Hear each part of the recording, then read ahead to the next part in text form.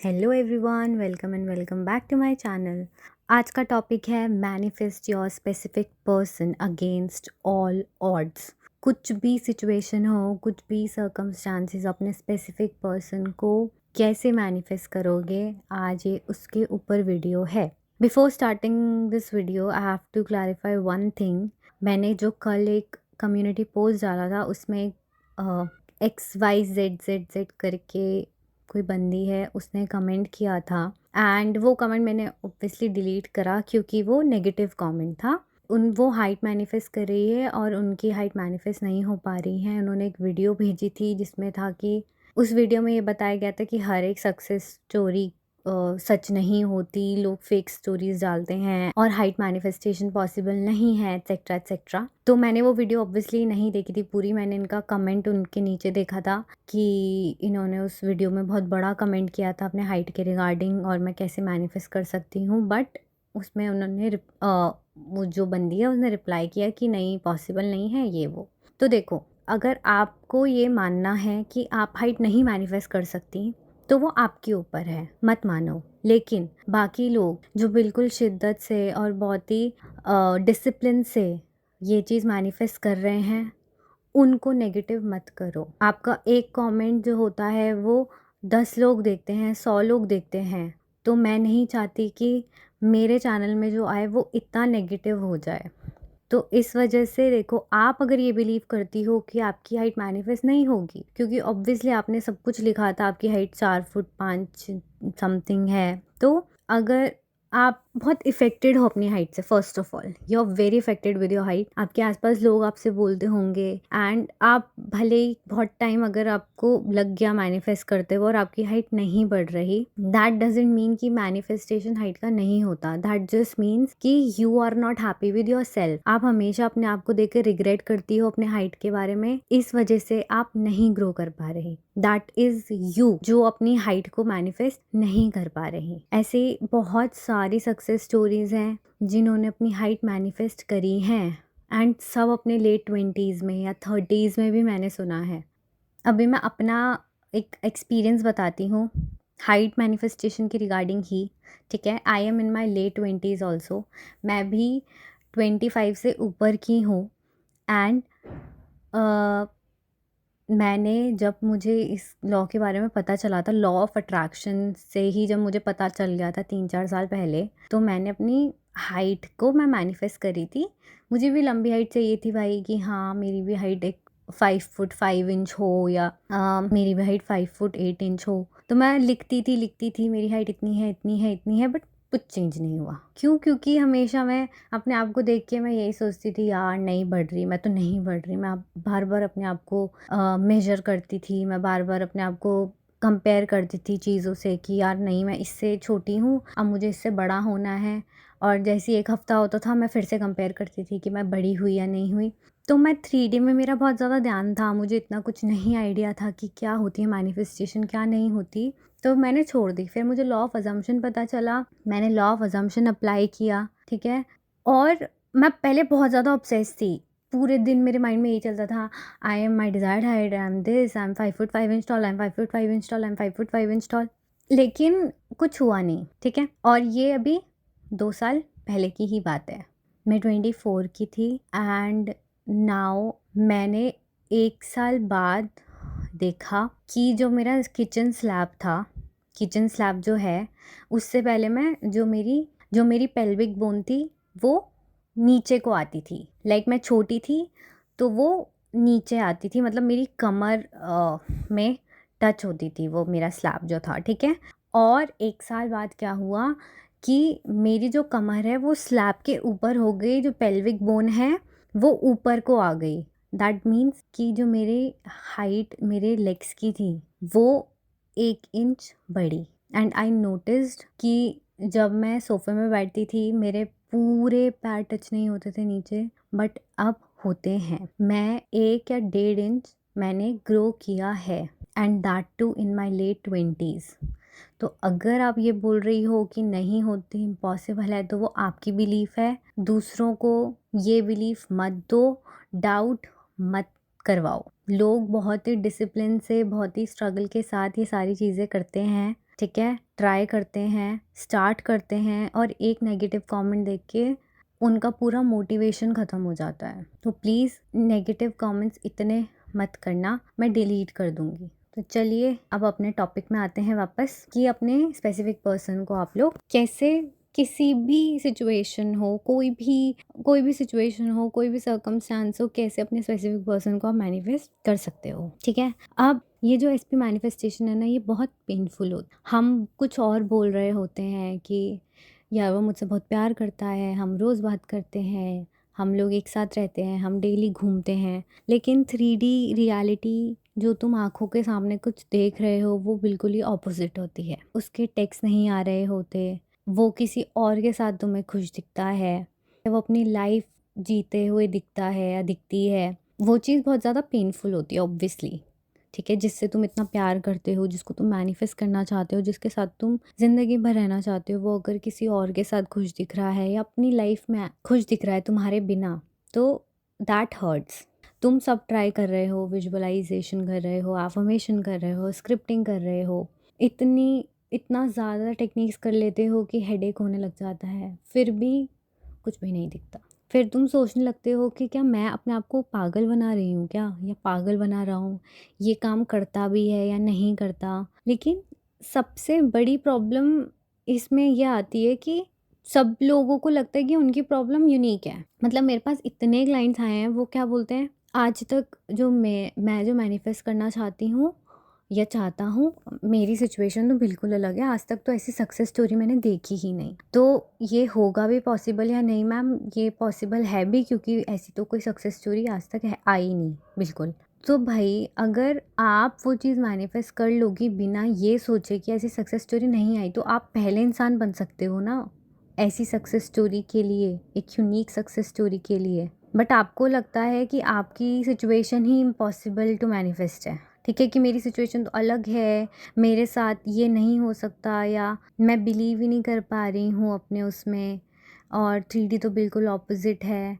तुम यही स्टोरी अपने आप को बार बार सुना रहे हो, और फिर 3D तुम्हें सेम दिखती है कि भाई कुछ चेंज ही नहीं हो रहा, अरे अब मतलब वो तो बात ही नहीं कर रहा, वो तो अपनी लाइफ में खुश है। तो वो स्टोरी सच लगने लगती है जो तुम अपने आप से बोल रहे हो कि हाँ मेरी स्टोरी तो यूनिक है, ऐसी कुछ सक्सेस स्टोरी तो है ही नहीं दुनिया में। लेकिन सच क्या है, सच ये है कि सर्कमस्टांसेस की कोई पावर नहीं होती जब तक तुम उन्हें पावर नहीं देते। लिसन केयरफुली, सर्कमस्टांसेस या सिचुएशंस की कोई भी पावर नहीं होती जब तक तुम उसे पावर नहीं देते, तुम उन्हें पावर नहीं देते। जो साइकोलॉजी है वो ये प्रूव करती है कि विजुअलाइजेशन, एक क्लियर गोल सेट करना और पॉजिटिव फोकस तुम्हारे जो अंदर चेंजेस लाता है, और जब तुम चेंज होते हो तो तुम्हारी रियलिटी भी नेचुरली चेंज होती है, वो शिफ्ट हो जाती है टू अ पॉजिटिव आउटकम जब तुम पॉजिटिव होते हो, राइट। अब इसका सॉल्यूशन क्या है, जो इम्पॉसिबल सर्कमस्टांसेस है वो मैटर ही नहीं करते, क्योंकि हमारा काम उन सर्कमस्टांसेस को तोड़ने का या हटाने का नहीं है, हमारा काम क्या है, खुद को चेंज करने का। तुम्हें उस विजन से अलाइन होना होगा जो ऑलरेडी एक हैप्पी, सिक्योर और कमिटेड रिलेशनशिप में है। देखो, तुम अपना माइंड कंट्रोल नहीं कर रहे या किसी को फोर्स नहीं कर रहे कुछ करने के लिए। तुम्हें ये जो थॉट है अपने डिज़ायर से अलाइंड वाला, वो इतना ज़्यादा स्ट्रॉन्ग बनाना है, इतना ज़्यादा तुम्हें अपनी डिज़ायर्ड रियलिटी को रिपीट करके अपने माइंड में फिट करवाना है कि जो तुम्हारी डिज़ायर्ड रियलिटी है वो एक नेचुरल साइड इफ़ेक्ट बन जाए, कि जो तुम बोल रहे हो वो तुम्हारी रियलिटी बनकर ही रहेगी। क्यों? क्योंकि तुम एक ऐसे प्लेस से बोल रहे हो जो बहुत ही कॉन्फिडेंट और बहुत ही श्योर है अपनी रियलिटी को लेकर, कि हाँ मेरे पास ये चीज़ है तो है। और तुम्हारा फोकस सिर्फ एक चीज़ पर रहना चाहिए, तुम्हारा self concept. Step 1, self concept shift. सबसे पहला स्टेप, अपने उन पे ऑब्सेशन मत करो, खुद पर फोकस करो। उनके ऊपर ऑब्सेस्ड होकर कुछ नहीं होगा। You are only bringing yourself down, you're only in the chasing energy, and chasing energy is not a positive energy. तो इस एनर्जी से शिफ्ट होकर खुद पर फोकस करो, ठीक है? जब तक तुम्हारी हैप्पीनेस उनके एक्शंस पर डिपेंड करेगी, तब तक तुम अपनी पावर उन्हें दे रहे हो। अगर तुम्हारी जो खुशी है वो उन पर डिपेंड करती है, दैट मीन्स उनके पास पावर है, तुम्हारे पास नहीं। तो अब क्या टाइम है? अब टाइम है अपनी पावर वापस लेने का। सेल्फ कॉन्सेप्ट शिफ्ट का मतलब है तुम अपनी आइडेंटिटी चेंज करते हो। तुम वो इंसान नहीं हो जो वेट कर रहा है, तुम वो इंसान हो जिसको हर कोई चूज करता है। अपनी जर्नल उठाओ और लिखो। एक जगह ये लिखो कि भाई मैं क्यों ऐसा बिलीव करता हूँ, या मैं ऐसा क्यों ऐसा बिलीव करती हूँ कि ये चीज़ नहीं हो सकती, ठीक है? और मैं अपने बारे में कौन सी नेगेटिव स्टोरीज रिपीट करता हूँ, या मैं कौन सी नेगेटिव स्टोरीज रिपीट करती हूँ खुद को लेकर, कि मेरे साथ कुछ सही नहीं होता, मैं अनलकी हूँ, मैं इनफ नहीं हूँ, कि मुझे कोई कभी चूज़ नहीं किया जाता, लॉन्ग डिस्टेंस रिलेशनशिप मेरे लिए कभी वर्क नहीं करता, एट्सेट्रा एट्सेट्रा। अब क्या करो, हर एक नेगेटिव स्टोरी का ऑपोजिट लिखो। आई एम ऑलवेज चोजन, मैं हमेशा कंप्लीट फील करती हूँ खुद में, ठीक है? मेरे रिलेशनशिप्स हमेशा स्टेबल और कमिटेड होते हैं। तो साइकोलॉजिकली तुम अपने ब्रेन के न्यूरल पाथवेज रिवायर कर रहे हो। और जब तुम खुद को वर्दी फील करने लगते हो, तुम डेस्परेट एक्ट करना बंद कर देते हो, ठीक है? तुम फ़ोन चेक करना बंद कर देते हो, तुम उनकी सोशल मीडिया स्टॉक करना बंद कर देते हो, और वो काम सिक्योर एनर्जी ऑटोमेटिकली एक मैग्नेटिक और अट्रैक्टिव होती है। जब तुम इन सारी चीज़ों से हट जाओगे और सिर्फ अपने ऊपर फोकस करोगे, अपने आप को वर्दी फील करवाओगे, अपने आप को कॉन्फिडेंट फील करवाओगे, अपने ऊपर काम करोगे, तो वो जो तुम्हारा एक ऑरा होगा वो ऑटोमेटिकली अट्रैक्टिव बन जाता है। सेकंड, तुम्हें क्या करना है? Scripting your ideal reality. अब तुम्हें स्क्रिप्टिंग करनी है। स्क्रिप्टिंग कैसे करनी है? ऐसे नहीं कि तुम पाने के लिए स्क्रिप्ट कर रहे हो कि भाई मुझे वो मिल जाए, नहीं। तुम्हें ऐसे लिखना है कि तुम ऑलरेडी सालों से साथ हो भाई, कि एक हैप्पी रिलेशनशिप में हो। प्रेजेंट टेंस में लिखो। इफ़ यू आर अनमैरिड, ठीक है, आपको अभी मैरिज आप मैनिफेस्ट नहीं कर रहे, आप सिर्फ एक रिलेशनशिप मैनिफेस्ट कर रहे हो, तो सिंपली ये लिखो, मैं आज सुबह उठी, मैंने अपना फ़ोन चेक किया तो मेरे एसपी का गुड मॉर्निंग मैसेज आ रखा था, बहुत सारे दिल और किसेस के साथ। जैसे ही मैंने उनको गुड मॉर्निंग का रिप्लाई दिया, उन्होंने वैसे ही वीडियो कॉल कर लिया, हमने 1 घंटा बात करी, और वो सिर्फ मुझे देख के मुझे तारीफ़ ही कर रहे थे, एंड हम दोनों का दिन सुबह हमेशा ऐसा ही जाता है, ठीक है? ये चीज़ लिखो। अगर आप मैरिड हो तो आप ये लिख सकते हो कि मैं सुबह ऐसी उठी तो मैंने देखा कि किचन में वो ब्रेकफास्ट बना रहे हैं मेरे लिए। उन्होंने मुझे देखा और उन्होंने बहुत प्यारी सी स्माइल करी, और उन्होंने मुझे 1 कप कॉफ़ी दी या 1 कप चाय दी, और हम लोगों ने सोफ़े पे बैठ के अपना पूरा संडे एन्जॉय किया, या फिर हम रेडी वेडी होकर ऑफिस चले गए। वो मुझसे बहुत ज़्यादा प्यार करते हैं और बहुत ज़्यादा लॉयल हैं। तो ये सारी चीज़ें लिखो, और उसके बाद ग्रैटिट्यूड फ़ील करो कि थैंक यू सो मच भगवान, thank you so much universe, thank you so much कि मेरे साथ सब अच्छा हो रहा है, कि जो मैं चाहती हूँ वो सब मुझे मिल रहा है, कि मेरा जो पार्टनर है वो मुझसे इतना ज़्यादा प्यार करता है, कि मेरा पार्टनर मुझसे इतना ज़्यादा ऑब्सेस्ड है कि उसे कोई और नहीं दिखता, ठीक है? ये चीज़ें फ़ील करो। थर्ड स्टेप क्या करना है? Living in the end. आपको एंड में जीना है। लिविंग इन दी एंड का मतलब है डिल्यूजनल पूरा तरीके से पागल नहीं हो जाना आपको, मतलब कि अंदर से ऑलरेडी फुलफिल्ड फील करना कि हाँ भाई ये चीज़ है ऑलरेडी।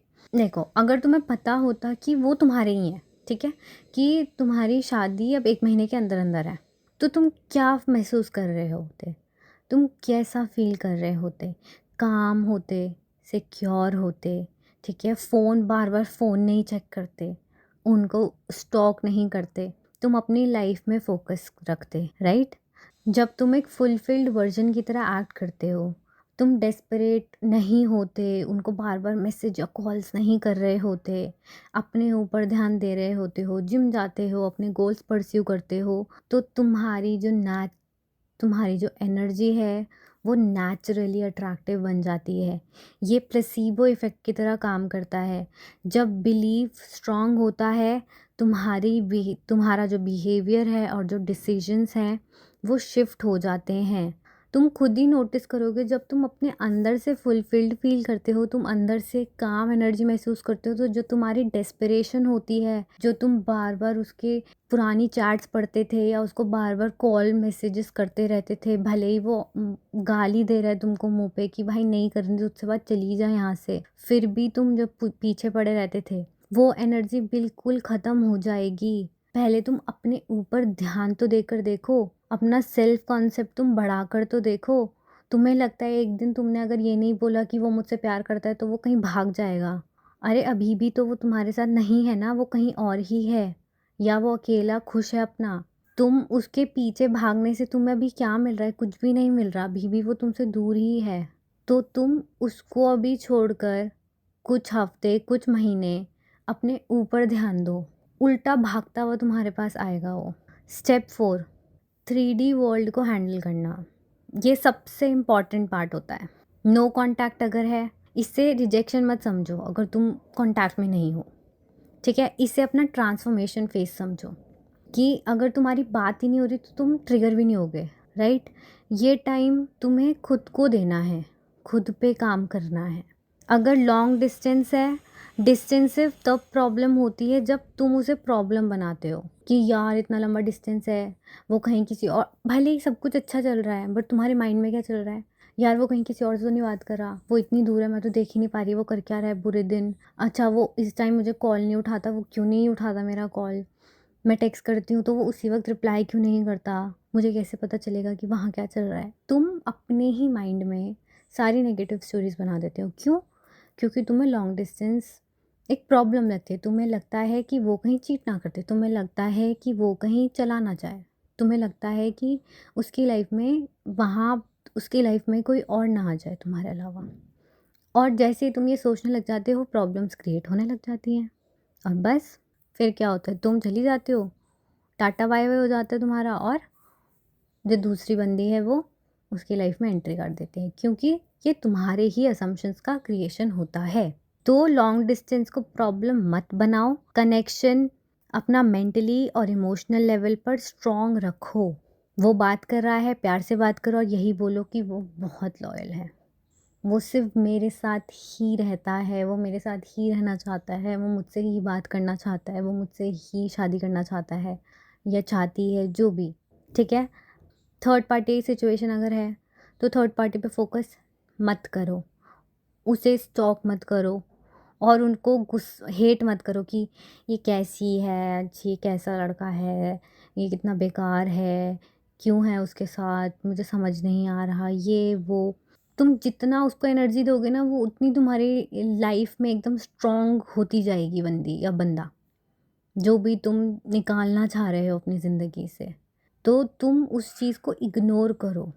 जिस एनर्जी को तुम इग्नोर करते हो वो एनर्जी वीक हो जाती है, ठीक है? और अपनी एनर्जी सिर्फ अपनी जो स्टोरी जो तुमने चूज़ करी है, जो तुम चूज़ करते हो कि तुम और तुम्हारा एसपी साथ है, तो सिर्फ अपनी एनर्जी उसी पर लगाओ। रूल सिंपल है, रिएक्ट मत करो, ऑब्ज़र्व करो, लेकिन अपनी इनर पीस डिस्टर्ब मत होने दो। रिएक्ट नहीं करना आपको, ऑब्ज़र्व करो और रिस्पॉन्ड करो। रिएक्ट करना और रिस्पॉन्ड करना दो अलग चीज़ें हैं। रिएक्ट करना इज़ तुम एनर्जी दे रहे हो, पावर दे रहे हो उस चीज़ को बार बार, लेकिन रिस्पॉन्ड करना इज़ तुमने कुछ देखा 3D में, तुमने बोला ठीक है, ओके, और तुम अपनी डिज़ायर्ड रियलिटी में चले गए बिना अपना इनर पीस ख़राब किए। तो आप लोगों को ये चीज़ करनी है। स्टेप 5 क्या है? Inspired action versus desperate action. Desperate actions हमेशा एंग्शियस होते हैं, फोर्सफुल होते हैं, जैसे बार बार टेक्स्ट करना, ओवर थिंकिंग से एक्शन लेना, ठीक है? ये सारे क्या होते हैं? डेस्परेट एक्शन के वो होते हैं साइंस। ये तुम्हारा इंस्पायर्ड एक्शन नहीं है कि तुम एकदम बहुत एंग्जाइटी फील कर रहे हो, तुम्हें ऐसा लग रहा है नहीं नहीं वो क्या कर रहा हो, क्या कर रहा हो, मुझे मैसेज करना है, और तुम्हें लग रहा है कि अरे ये तो इंस्पायर्ड एक्शन है। नहीं, इंस्पायर्ड एक्शन बहुत ही काम होता है। तुम उठोगे और तुम्हें लगेगा एक बार ऐसी कर लेती हूँ, रिप्लाई करेगा तो ठीक है, नहीं करेगा तो ठीक है, और तुमने मैसेज कर दिया। ये होता है इंस्पायर्ड एक्शन, बहुत नेचुरल होता है, ज़ीरो अटैचमेंट होती है उसके साथ तुम्हारी। अगर एक्शन लेने का थॉट लाइट और पीसफुल फील हो रहा है तो करो, अगर हैवी और एंग्शियस फील हो रहा है तो मत करो, रुक जाओ, अपने आप को रोको। अब लास्ट कंक्लूजन क्या है इस सब चीज़ों का, कि अपने स्पेसिफिक पर्सन को मैनिफेस्ट करना अगेंस्ट ऑल ऑड्स कोई मैजिक ट्रिक नहीं है। ये एक सेल्फ री इन्वेंशन का जर्नी है। ये एक सेल्फ री इन्वेंशन की जर्नी है कि तुम खुद को कैसे इनोवेट कर रहे हो, कैसे खुद को तुम ठीक कर रहे हो। ठीक है, पास्ट जो है, जो बीत गया, वो इर्रेलेवेंट है, उसे भूल जाओ। जो सर्कमस्टांसेस हैं वो इर्रेलेवेंट है। जो सबसे इम्पॉर्टेंट है वो क्या है, तुम्हारा नया सेल्फ कॉन्सेप्ट जो तुम अपने आप को रिमाइंड करा रहे हो।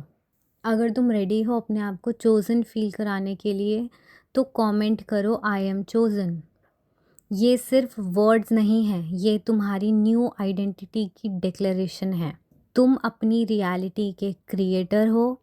अब जाओ और वो प्यार क्रिएट करो जो तुम डिज़र्व करते हो। ठीक है, एंग्शियस होने से, कंफ्यूज होने से, फियर में रहने से, डाउट्स में रहने से कुछ नहीं मिलेगा। जो तुम्हारी रियलिटी है वही बार बार रिपीट होती रहेगी। तो if you want to change it once and for all, अपने ऊपर फोकस करो, कॉन्फिडेंट फील करो, ताकि तुम उस नेगेटिव एनर्जी से, डेस्परेट एनर्जी से, एंग्शियस एनर्जी से बाहर निकल पाओ। और जैसे ही तुम उस एनर्जी से बाहर आ जाओगे तो it would be damn easy for you to manifest your specific person. तो आज के लिए इतना ही। आई होप आपको ये वीडियो अच्छी लगी हो। If you want to take one-on-one coaching with me, the details are in the description box below. And obviously, many of you know that I have launched an ebook, English में and Hindi में भी। हिंदी में in the sense message writing language है। You can go and check it out.